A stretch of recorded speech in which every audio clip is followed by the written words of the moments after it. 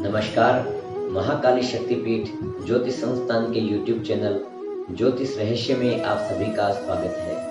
आज के इस वीडियो में ऐसे अशुभ ग्रह योग के बारे में जानेंगे जो जातक को निर्धन बनाते हैं, जातक को आर्थिक नुकसान देते हैं। आज के समय में निर्धन होना एक अभिशाप है। संत तुलसीदास जी ने कहा है, नहीं दरिद्र सम दुख जग माही, निर्धनता के समान दूसरा दुख संसार में नहीं है। आइए जानते हैं ऐसे अशुभ ग्रह स्थिति के बारे में। लग्न कुंडली में द्वितीय भाव के द्वारा धन का विचार किया जाता है। यदि धन भाव में क्रूर ग्रह स्थित हो, धनेश अशुभ प्रभाव में हो या धन का कारक गुरु अशुभ प्रभाव में हो, निर्बल हो, अस्त हो, तो जातक की आर्थिक स्थिति अच्छी नहीं होती। यदि जन्म कुंडली में लग्नाधिपति निर्बल हो और षष्ठेश बलवान हो तो जातक निर्धन रहता है। लग्न भाव के द्वारा निजता का विचार किया जाता है और द्वितीय भाव के द्वारा धन का विचार किया जाता है। छठे भाव के द्वारा ऋण का विचार किया जाता है। यदि लग्नाधिपति निर्बल होकर छठे भाव में हो, षष्ठेश बलवान हो, धन भाव में क्रूर ग्रह या अशुभ ग्रह स्थित हो तो जातक को आर्थिक नुकसान होता है।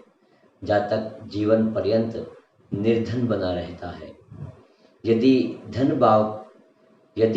भाव के दोनों ओर पाप ग्रह स्थित हो, अर्थात पाप कर्तरी योग हो, या लग्न भाव के दोनों ओर पाप ग्रह स्थित हो, धन भाव में राहु हो और व्यय भाव में शनि हो, तो ऐसी ग्रह स्थिति में भी जातक को आर्थिक नुकसान होता है। इसी प्रकार यदि धन भाव में निर्बल बुध ग्रह स्थित हो और चंद्रमा से दृष्ट हो तो जातक को अचानक से धन का नुकसान होता है।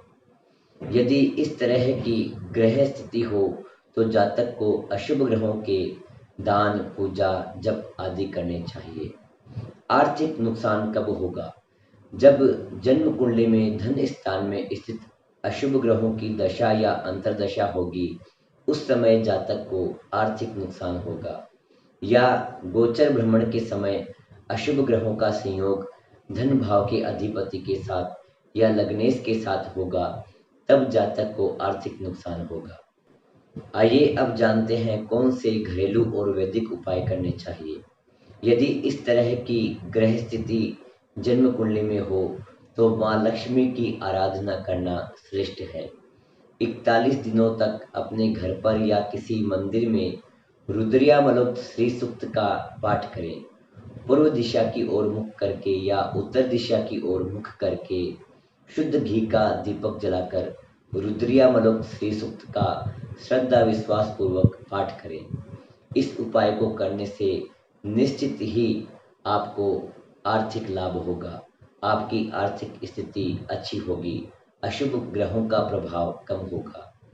जिन जातक के पास अपनी जन्म कुंडली ना हो या ऐसी ग्रह स्थिति जन्म कुंडली में हो, वे सभी इस उपाय को कर सकते हैं।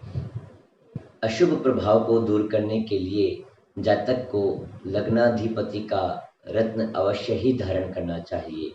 और यदि जन्म कुंडली में धनेश पीड़ित हो, धन भाव का अधिपति अशुभ प्रभाव में हो, अस्त हो, पीड़ित हो, निर्बल हो और लग्नाधिपति का मित्र हो तो जातक को धनेश का रत्न भी पहनना चाहिए। आज के लिए इतना ही। यदि आप जन्म कुंडली दिखाना चाहते हैं, बनवाना चाहते हैं, विवाह से पूर्व जन्म कुंडली का मिलान करवाना चाहते हैं, किसी शुभ कार्य को प्रारंभ करने के लिए, गृह निर्माण के लिए, गृह प्रवेश के लिए, विवाह के लिए, यात्रा के लिए शुभ मुहूर्त प्राप्त करना चाहते हैं तो स्क्रीन पर दिए गए नंबरों पर संपर्क कर सकते हैं। आज के लिए इतना ही। नमस्कार।